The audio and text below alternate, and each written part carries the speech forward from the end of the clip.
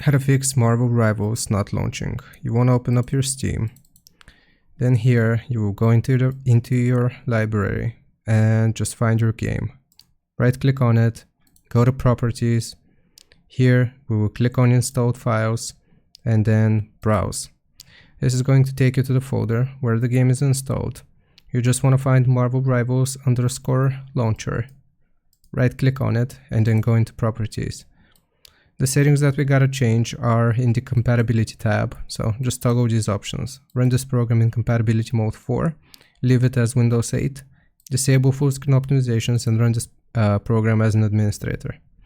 Then you will click on apply, click on OK, and this should fix the issue. If it still doesn't work, what you can do is go back into the Steam settings for Marvel Rivals and verify the integrity of your game files. Hope this helps. Leave a like and sub. I'll see you next time.